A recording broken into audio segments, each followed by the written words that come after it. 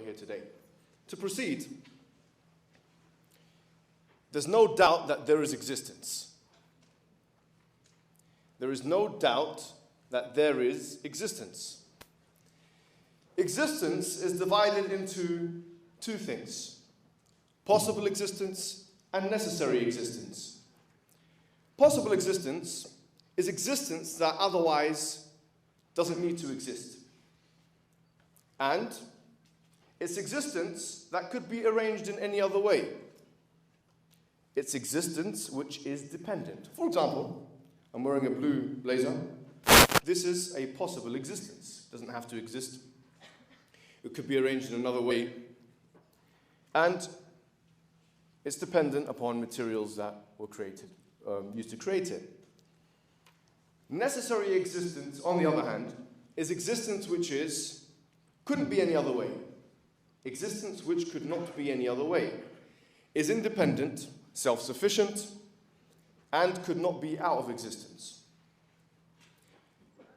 Now, the main argument today is this: there cannot be a world with only possible existences. That is the main argument. There cannot be a world with only possible existences. Why? Because if there was only possible existences, I'm going to be using the board a little bit. If there's only possible existences, you would have dependent things depending upon other dependent things. Now, this can be reasoned metaphysically, ontologically, and cosmologically. For example, we have a mathematical set. This is like a series, yes? And you have things within that: dependent 1, dependent 2, dependent 3. If this series existed by itself, it would require something outside of it, an independent thing, in order for that series to exist. Now, what if we say if this is an infinite series? It's not really a good sign, but let's say if it was an infinite series. We'll get to that in what follows. Now, let's use a cosmological example. We have a tree. There's very beautiful trees here, by the way, in California. Like a cherry tree. I saw a cherry tree. Very beautiful. That tree requires the sun to photosynthesize in order to exist. I think it's fair to say if the tree didn't exist, or if the sun didn't exist, the tree would not exist. It's fair to say this, yes?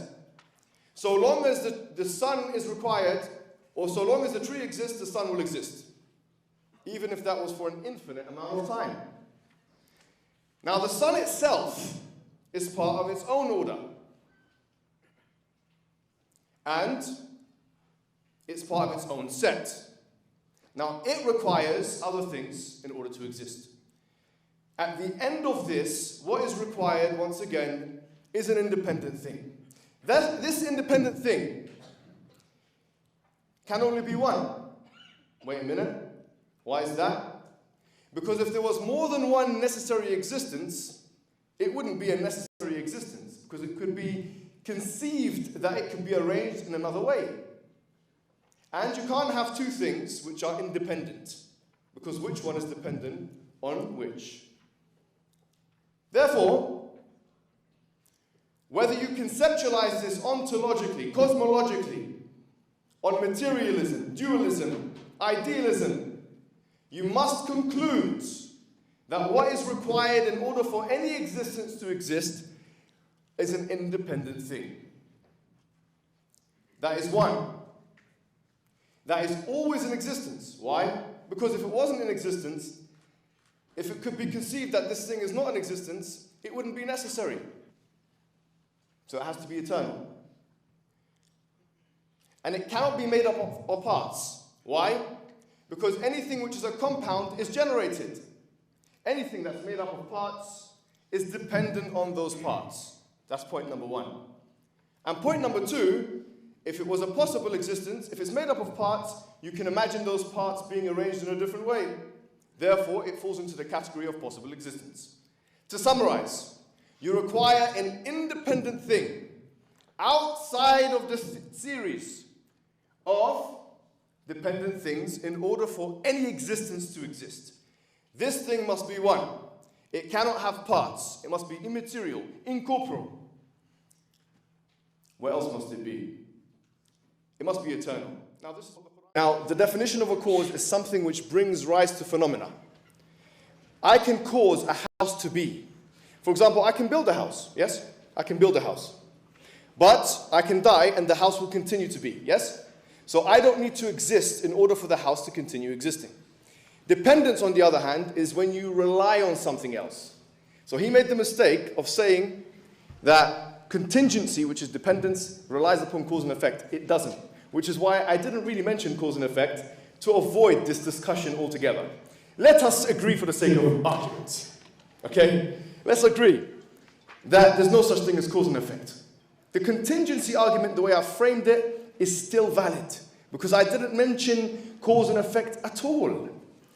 Let me tell you why. Bertrand Russell, interesting atheist, when he was commenting on the cosmological argument, Ghazali's argument that William Lane Craig and those other guys are making popular now in this country, it's Ghazali's argument. Everything that begins to exist has a cause. The universe began to exist, therefore the universe has a cause. Okay. So Bertrand Russell said, but this is the problem of composition. Because you're saying that just because there are causes in the universe, it doesn't mean that that cause will be applied to the universe. So he says, for example, just because we have mothers as part of the human race, it doesn't mean that the human race itself has mother. Imagine a wall. Like Trump likes walls. Yeah, you have a wall. Just because, this is Bertrand Russell, it's a very valid argument. He says, just because a wall is made up of small parts, it doesn't mean that the wall itself is small. He's right. Bertrand Russell was right. However, what if the wall is made up of red parts? The wall itself can be red. So the fallacy of composition is a double-edged sword. Because in order for it to be a proper fallacy, it needs to have perfect knowledge of the whole. If you don't have perfect knowledge of the whole, you can't claim it to be a fallacy. So both the theist and the atheist are in a gridlock. Because the atheist is saying, well, it can't be the small part, it can't be the big. But the theist is saying, well, the red part can make, red bricks can make a red wall. And both can be possible, but both can be argued against. You see? So this is why I use the contingency argument. Let me bring back the argument that I used. Causation. For the sake of argument, no problem. You can have causation. Let's pretend, there's no causation. Let's pretend. No problem. Let's pretend. But it's possible that it can exist, and it's possible that it can't outside the universe on a logical basis. However, contingency, dependence, I made an ontological argument, a mathematical argument. You have a set. Things within the set are all dependent. Yes? Now you can't have the existence of things if everything is dependent on everything else. If existence depends upon dependent things, existence would never exist. You have two options. Either there's an independent outside, or this thing itself is the independent. This series is the independent. And what is it? The independent, the necessary independent. However, is it conceivable to think of this series, if we take out D2, as different? Yes. And we said a possible existence is something which can be rearranged. Wait a minute now, this is a serious argument. I'm not going to be William Lane Craig here today. I know you're used to this. I use his debates with William Lane Craig. This is his argument. I know the weaknesses of the argument. I didn't use this argument. I want the most undercutting argument. No one can crack this argument. I've read from Plato to Leibniz all the way through to Russell. And believe me, this is the argument no one can solve. This is the uncrackable code. So he tried to crack the code by saying, well, the necessary existence should have the entailment of the dependent things. Well, I'm saying the complete opposite. I'm saying that it's impossible for it to be made up of parts and still be the necessary existence. Because a possible existence is an existence that is subject to change. So, to use this phraseology, if we look at the weight of the evidence, the totality of the evidence, where extraordinary claims require extraordinary evidence, we have an extraordinary evidence. We have an absolutely extraordinary evidence which works in the mind mathematically and works in physical reality, cosmologically, and works on first principles. And we get the independent, self-sufficient, one entity, which we as Muslims call Allah. That's it. What if there's a multiverse? What if there's a multiverse? No problem. Have an infinite amount of universes. Or not even just universes, because why discriminate towards universes? Creations. You need something to depend upon those things. And we said it can't be that because you can envisage taking a universe in and out. And so it's dependent upon the structure. It's over. You see here, it's important to be honest with ourselves. He's a lawyer. A lot of lawyers are referred to as liars, but he's not one of them. He's a good man. And as a lawyer, when he goes into the courtroom, he refers to witness testimony. He makes abductive arguments, like CSI forensics, put the evidences together. It's not God of the gaps. Just in the same way as if you put food for a dog, and then you go away, and the food is eaten, you're not going to say that's a dog of the gaps argument.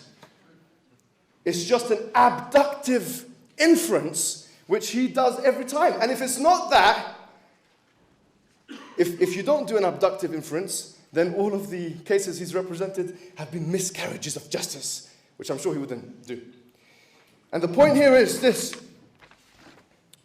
The point is, when we put the totality of evidence, asking for more evidence, you know what it's like? When we've given you ontological, metaphysical, a priori, a posteriori, scientific, physical, mathematic, probabilistic evidences. It's like asking for a torch when you're in the middle of daylight.